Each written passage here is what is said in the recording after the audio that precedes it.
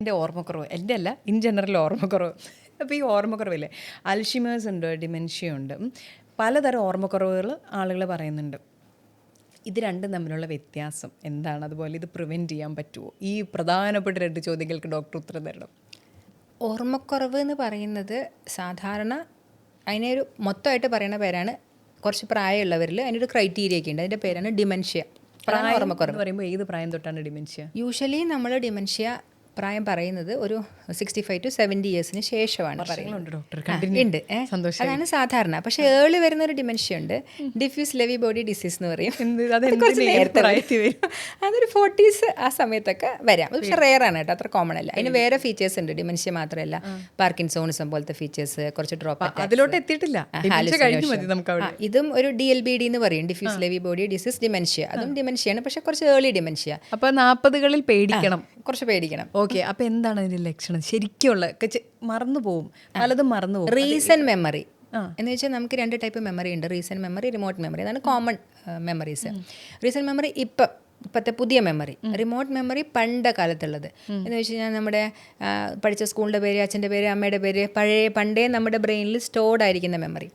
അടിയൊക്കെ എനിക്ക് ഇപ്പോഴും ഓർമ്മയുണ്ട്. അത് റിമോട്ട് മെമ്മറിയാണ്. അത് നമ്മുടെ ലാറ്ററൽ ടെമ്പറൽ ലോബിലാണ് സ്റ്റോർ ചെയ്യുന്നത്. അപ്പോൾ ആൾക്കാർ പലപ്പോഴും ഈ ഡിമെൻഷ്യ കുറച്ച് സൈക്യാട്രിക് ബിഹേവിയേഴ്സ് ഒക്കെ വരുമ്പം സൈക്യാട്രിസ്റ്റിൻ്റെ അടുത്ത് കൊണ്ടുപോകും തെറ്റിദ്ധരിച്ചിട്ട്. പക്ഷേ ബേസിക്കലി ചിലപ്പോൾ അയാളുടെ ബാക്ക്ഗ്രൗണ്ട് കോസ് ഡിമെൻഷ്യ ആയിരിക്കും. മനസ്സിലായില്ലേ? Fronto temporal dementia.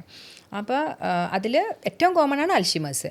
അല്ലെ നമ്മുടെ പഴയ മോഹൻലാലിൻ്റെ സിനിമയുണ്ടല്ലോ, തന്മാത്ര, വരുന്നു മൊത്തം മൂവിയിലാണല്ലോ. എൻ്റെ ചോദ്യം, അപ്പോൾ ഈ അൽഷിമേഴ്സ് നമുക്ക് വരാൻ സാധ്യതയുണ്ടോ എന്നറിയാൻ പറ്റുമോ? ലക്ഷണങ്ങളുണ്ടോ? അങ്ങനെ എന്തെങ്കിലും ഉണ്ടോ? അങ്ങനെ പറഞ്ഞാൽ നമ്മൾ മിനിമൽ ഡിമെൻഷ്യയ്ക്ക് നമുക്കൊരു സ്കെയിലുണ്ട്. അപ്പോൾ അതിൽ ഇത്ര വാല്യൂവിന് താഴെയാണെങ്കിലാണ് നമ്മൾ ഡിമെൻഷ്യ എന്ന് പറയാം. അതിന് മുന്നേ ഒരു മിനിമൽ കോഗ്നിറ്റീവ് ഇമ്പയർമെൻ്റ് എന്ന് പറഞ്ഞ സ്റ്റേജ് ഉണ്ട്. ഇതിൽ ഈ യങ്സ്റ്റേഴ്സ് ആയിട്ടുള്ള IT-കാർ വരും കേട്ടോ, ഓർമ്മക്കുറവെന്ന് പറഞ്ഞിട്ട്. അവരങ്ങനെ ഉൾപ്പെടില്ല.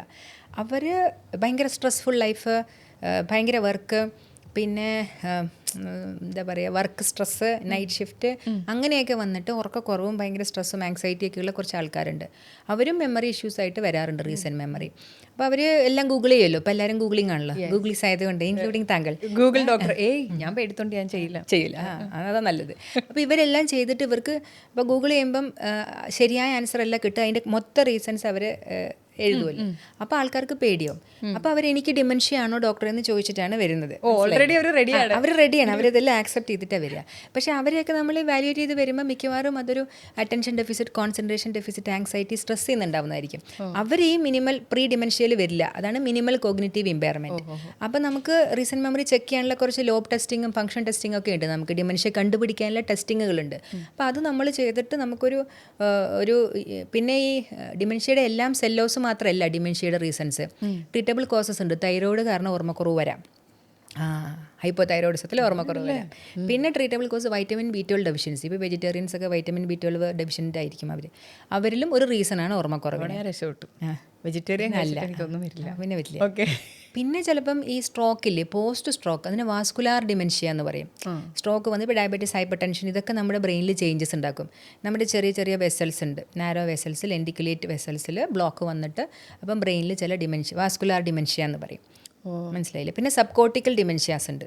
അങ്ങനെ അതെല്ലാം ഈ ബ്ലോക്കുകൾ വന്ന് സപ്ലൈ കുറഞ്ഞ് മെമ്മറി ഏരിയയിലും ടെമ്പറൽ ലോബിലൊക്കെ വന്നിട്ടുണ്ടാവുന്നതാണ് വാസ്കുലാർ ഡിമെൻഷ്യ എന്ന് പറയുന്നത്. ഏറ്റവും കോമൺ ഡിമെൻഷ്യയാണ് അൽഷിമേഴ്സ് ഡിമെൻഷ്യ എന്ന് പറയുന്നത്. അപ്പം പലതിൽ നിന്നുണ്ടാവും, അതായത് ലൈഫ് സ്റ്റൈലിൽ നിന്നുണ്ടാവും. ഉറക്കം, ആൽക്കഹോളിസം അത് ഭയങ്കര പ്രശ്നമാണ് കേട്ടോ. ആൽക്കഹോൾ നമ്മൾ ഭയങ്കര ആൽക്കഹോളിക്സ്, ക്രോണിക് ആൽക്കഹോളിക്സ്. നമ്മുടെ ഈ മാമുലറി ബോഡി എന്ന് പറയുന്ന ടെമ്പറൽ ലോബിൽ ഒരു പാപ്പസ് സർക്യൂട്ട് ഉണ്ട്, മെമ്മറി സർക്യൂട്ട്. അതിൽ മാമുലറി ബോഡീനെ പോയിട്ട് നമ്മുടെ ആൽക്കഹോൾ ഉപദ്രവിക്കും. അപ്പം അവർക്കും മെമ്മറി ഇഷ്യൂസ് വരാം. അവിടെ ഞാൻ സേഫ്, ഞാൻ വെള്ളം അടിക്കില്ല, ഇല്ല, അവിടെ സേഫ്. കൊള്ളാം. അപ്പോൾ വെള്ളം അടിക്കുന്ന ആൾക്കാർക്ക് വേണ്ടി ഒരു വാണിംഗ് ആണ് അത് പറഞ്ഞു വരുന്നത്. അപ്പോൾ ആൽക്കഹോളിൽ നിന്നും അതുണ്ടാവാം, ഉപദ്രവം വരാം. അപ്പോൾ ഉറക്കം ഇപ്പോഴത്തെ കാലത്തിൻ്റെ ഏറ്റവും വലിയ പ്രശ്നമായ ഉറക്കം ഒരു വലിയ അത് എല്ലാവരും സീരീസ് കാണുകയാണല്ലോ, ആരും ഉറങ്ങുന്നില്ലല്ലോ. 7 to 8 hours ഞാൻ ഉറങ്ങും. 7 to 8 hours അത് അത്ര ഉറങ്ങിയാൽ പോരെ? മതി, ധാരാളം. കണ്ടിന്യൂസ് ഉറങ്ങണ്ടേ? പക്ഷേ ഡോക്ടർ എങ്ങനെ ഉറങ്ങണേ? ജോലി ആയിപ്പോയില്ലേ, എന്ത് ചെയ്യാൻ പറ്റും? രാത്രി വിളി വരത്തില്ല, എണീറ്റില്ലെങ്കിൽ പേഷ്യൻറ്റിന് എന്തെങ്കിലും പറ്റുമല്ലോ, എണീക്കണമല്ലോ. Doctor life. അശോകന് ക്ഷീണമാവാം. അശോകം പതുക്കെ മതി. അശോകം തട്ടിപ്പോയാലും കുഴപ്പമില്ല. അപ്പം ഈ മെമ്മറി ലോസ്, അപ്പം അൽഷിമേഴ്സ് നമുക്ക് മനസ്സിലായി. അപ്പം ഏർലി ആയിട്ട് ഇതിനൊരു ഫിസിക്കൽ ടെസ്റ്റ് ഒക്കെ ഉണ്ടോ കണ്ടുപിടിക്കാൻ? ഡോക്ടർ ഇപ്പോൾ പറഞ്ഞ ഈ സ്കെയിലൊക്കെ എനിക്ക് യാതൊരു വിവരവും ഇല്ല, നമ്മൾ യൂഷ്വലി ഹിസ്റ്ററി എടുക്കുമല്ലോ. അപ്പോൾ ഞങ്ങൾക്ക് കുറച്ച് ഹിസ്റ്ററിയിൽ ടാക്ടിക്സ് ഉണ്ട്, റീസെൻറ്റ് മെമ്മറി ചോദിക്കുന്ന കുറച്ച് സാധനങ്ങളുണ്ട്, അത് ഞങ്ങൾ ചോദിക്കും. അപ്പോൾ നമുക്ക് ഒരു ഓവറോൾ ഐഡിയ കിട്ടും ഇയാൾ ഏത് ലെവലിലാണ് ഈ ഡിമെൻഷ്യ ഉള്ളതാണോ ഇല്ലാത്തതാണോ. പിന്നെ ചിലവരുണ്ട് ഡിപ്രഷൻ അടിച്ചിട്ട് അവർ സ്യൂഡോ ഡിമെൻഷ്യ എന്ന് പറയും. മനഃപൂർവ്വം മറന്നു കളയലാണോ? എന്ന് വെച്ചാൽ അവർ ഭയങ്കര ഡിപ്രസ്ഡ് ആയത് കാരണം അവർ ഡിനയിലായിരിക്കും, എന്ത് ചോദിച്ചാലും എനിക്ക് അറിഞ്ഞുകൂടാന്ന് പറയും. അങ്ങനത്തെ ആൾക്കാരുണ്ട്. അത് സ്യൂഡോ. അത് വരാറുണ്ടോ? പിന്നെ എന്തൊക്കെ കാര്യങ്ങൾ കംപ്ലീറ്റ് എല്ലാ സാധനങ്ങളും വരും. പിന്നെ ബ്രേക്കപ്പ് കഴിഞ്ഞ ഒരു ചെറിയ ഉപദേശകന്റെ വേഷവും കൂടെ ന്യൂറോളജിസ്റ്റ് എപ്പോഴും ന്യൂറോളജിസ്റ്റ് ഒരു സൈക്കോളജിസ്റ്റും കൂടി ആയിട്ടാണ് അവിടെ ഇരിക്കുന്നത്. അതെ, ഇനി സൈക്കോ അനാലിസിസ് ഇത് ശരിക്കും എൻ്റെ ലൈഫാണ്. അപ്പോൾ എനിക്കൊരു എക്ടോപിക് പ്രഗ്നൻസി വന്നിട്ട് അത് പൊട്ടിപ്പോയി. അപ്പോൾ ആ ഒരു ഇത് വന്നു കഴിഞ്ഞപ്പം ഞാൻ കോമയിലായിരുന്നു, അപ്പോൾ ഞാൻ വെൻറ്റിലേറ്ററിലായിരുന്നു. അപ്പോൾ ഇത് ഇൻറ്റേർണൽ ബ്ലീഡിങ് ആണല്ലോ. രാവിലെ 8:30 പൊട്ടിയിട്ട് അറിഞ്ഞില്ല. ഹോസ്പിറ്റലിൽ ഞാൻ പേരൊന്നും പറയണില്ല, അവർ നേരെപാടിനെ ട്രീറ്റ് ചെയ്തില്ല. ഫൈനലി ഞാൻ ചെന്നിട്ട് അവിടുത്തെ എൻ്റെ ഗൈനക്കോളജിസ്റ്റ് മനസ്സിലായി. അവരപ്പം തന്നെ സർജറിക്ക് കയറ്റി, എല്ലാം കഴിഞ്ഞു. പക്ഷേ ഭയങ്കര ക്രിട്ടിക്കലായിപ്പോയി. രാവിലെ 8:30 പൊട്ടിയത് വൈകുന്നേരം 5:30 സർജറി ചെയ്യാന്ന് പറഞ്ഞാൽ ഞാൻ ബ്ലീഡിങ് തട്ടിപ്പോയില്ല എന്നുള്ളത് അത്ഭുതം. അപ്പോൾ എല്ലാം ബ്ലീഡിങ് ആയപ്പോൾ ബ്രെയിനിലെല്ലാം മൊത്തം എൻ്റെ ശരീരം അലമ്പായി. അത് കഴിഞ്ഞ് ഞാൻ ഇത് കോമയും വെൻറ്റിലേറ്ററും ഒക്കെ കഴിഞ്ഞ് പുറത്തിറങ്ങി കഴിഞ്ഞപ്പോൾ ഒരു പ്രശ്നം എന്താണെന്ന് വെച്ചാൽ ഞാൻ എൻ്റെ കുറേ കാലം മറന്നുപോയി. അതായത് ഐ ഡോണ്ട് റിമെമ്പർ എൻ്റെ മോൻ്റെ കുറേ കാലഘട്ടം. I still don't remember. അപ്പോൾ ഒരു ഇത്ര വർഷത്തിലെ റിട്രോഗ്രേഡ് അംനീഷ്യ ആളുകളെ എനിക്ക് ഓർമ്മയില്ല. ഇപ്പോൾ അവരെൻ്റെ അടുത്ത് വന്ന് സംസാരിക്കുമ്പോഴൊക്കെ ഞാൻ ഹലോ, അപ്പോൾ ഞാനിപ്പോൾ പറയേണ്ട ആളുകളോട് I don't like to talk about it, പക്ഷേ I don't remember a lot of people. അപ്പോൾ ചിലർ എന്നോട് പറയുന്നുണ്ട് അവൾ ചുമ്മാ പറയണ, ചുമ്മാ ജാടയ്ക്ക് പറയുന്നത്. പിന്നെ ആളുകളെ ഓർക്കണില്ല എന്നല്ലേ ജാടയ്ക്ക് പറയുമ്പോൾ എനിക്ക് മറന്നുപോയി ഒരു പീരീഡ്. അതെന്തായിരുന്നു? ഇല്ല, അതെന്ന് വെച്ചാൽ നിങ്ങളുടെ ബ്രെയിനിൽ ആ സമയത്ത് ബ്ലീഡിങ് അല്ലേ വരുന്നത്. അപ്പോൾ ഹൈപ്പോവോളീമിയ വരും, ഷോക്ക് വരും, ബ്ലഡ് സപ്ലൈ കുറയുമ്പോൾ അത് നമ്മുടെ എല്ലാ ഓർഗനെയും ബാധിക്കുമല്ലോ. ബ്രെയിനിൽ ഹൈപ്പോക്സിയ ഇസ്കീമിയ. അപ്പോൾ അന്ന് ആ ഹൈപ്പോക്സിയ ഇസ്കീമിയ വന്നിട്ട് ബ്രെയിനിലെ മെമ്മറി ഏരിയാസിൽ എന്തെങ്കിലും ചേഞ്ചസ് ഉണ്ടാക്കിയിട്ടുണ്ടാവും. Retrograde amnesia. പണ്ട് നമ്മുടെ ശ്രീരാം വെങ്കിട്ടരാമൻ ആക്സിഡൻറ്റ് പറ്റിയിട്ട് ഹോസ്പിറ്റലിൽ കിടന്നപ്പോൾ പഴയ കാര്യങ്ങളൊക്കെ മറന്നുപോയത്. അതുപോലെ അതിന് റിട്രോഗ്രേഡ് അംനീഷ്യ എന്നാ പറയുക. അത് ആ സമയത്തുണ്ടായ ഡാമേജ്, കുറച്ച് ന്യൂറോണൽ ഡാമേജ് ഇയാൾക്ക് ഉണ്ടായിട്ടുണ്ടാവും. അതുകൊണ്ടാണ് ആ ഒരു ഏരിയ മാത്രം കട്ടായി പോകുന്നത്. 2-3 years ആയി, എനിക്ക് ഇപ്പോഴും ഓർമ്മയില്ല. ഇല്ല, അത് തിരിച്ച് വരില്ല, ചിലപ്പം വരില്ല. ചില ആൾക്കാരിൽ വരും കുറച്ച് കഴിയുമ്പം, പക്ഷെ അത് ചിലപ്പം വരാതെ ഇരിക്കാം. അത് വറി ചെയ്യേണ്ട, പുതിയ മെമ്മറീസ് ഉണ്ട്, ഒരു കുഴപ്പമില്ല. അതിന് മുമ്പത്തെ മെമ്മറീസും ഉണ്ടല്ലോ. ആ ഒരു പീരീഡ് മാത്രമേ കുറച്ച് പീരീഡ് ഒക്കെ മറന്നുപോയി. അതാണ് പറയണ്ട.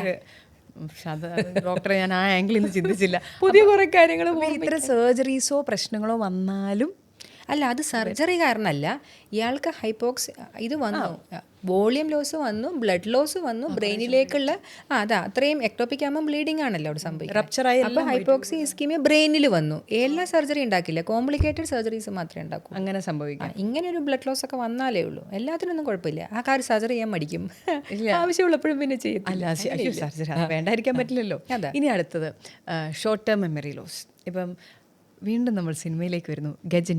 ഗജനിയിലെ സൂര്യ. ഡോക്ടർ ഞാനും സിനിമകൾ കണ്ടിട്ടുള്ളതുകൊണ്ട് എന്ത് എളുപ്പമാണ്, അല്ലെങ്കിൽ ഡോക്ടർക്ക് ഞാനിപ്പോൾ ഗജനി കാണിച്ചു. സിനിമ കാണാത്ത ആളാണെങ്കിൽ ഏത് ഗജനി ഏത് സൂര്യ എങ്ങനെ ഞാൻ ചോദിച്ചേനെ. അപ്പോൾ ഷോർട്ട് ടേം മെമ്മറി ലോസ് ഡോക്ടർക്ക് ക്ലിയർ ആണല്ലോ.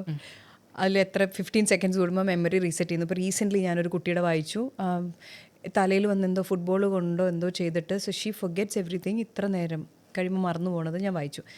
അതെന്താണ് ശരിക്കും? ബേസിക്കലി നിങ്ങൾക്ക് ഈ പറയുന്ന ഒന്നുകിൽ ആൻഡ്രോയിഡ് അംനീഷ്യ അല്ലെങ്കിൽ റിട്രോഗ്രേഡ് അംനീഷ്യ, അങ്ങനെയാണ് ട്രോമ. അയാൾക്ക് ട്രോമയായിരുന്നല്ലോ, പോസ്റ്റ് ട്രോമാറ്റിക് അംനീഷ്യാണ്. അത് പക്ഷേ 15 മിനിറ്റ് കഴിയുമ്പോൾ നമുക്കങ്ങനെ റീസെറ്റ് ചെയ്യാനൊന്നും പറ്റത്തില്ല. അത് സിനിമാറ്റിക് ആയിട്ട് ഇച്ചിരി ഒരു പൊടിപ്പും തൊങ്ങലൊക്കെ വെച്ച് കളർഫുൾ ആക്കാൻ വേണ്ടിയിട്ട് ഗജനിയിൽ അവർ ചെയ്തു, അത്രേ ഉള്ളൂ. പക്ഷെ അങ്ങനെ അപ്പോൾ റീസെറ്റ് ആവില്ല. ഇല്ല, സോ യു വിൽ റിമെമ്പർ. അപ്പോൾ നമ്മൾ പോയാൽ പോയി, വന്നാൽ വന്നു.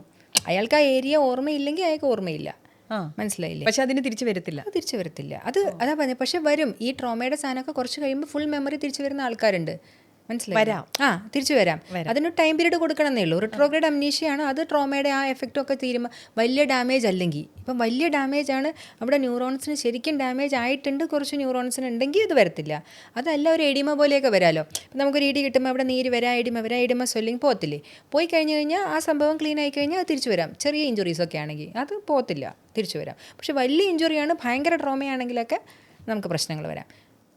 ഓക്കെ. ഇപ്പോൾ ഈ ഇടിക്കാറുണ്ടല്ലോ നമ്മുടെ ബോക്സേഴ്സ്, അവർക്ക് ഇടി കിട്ടി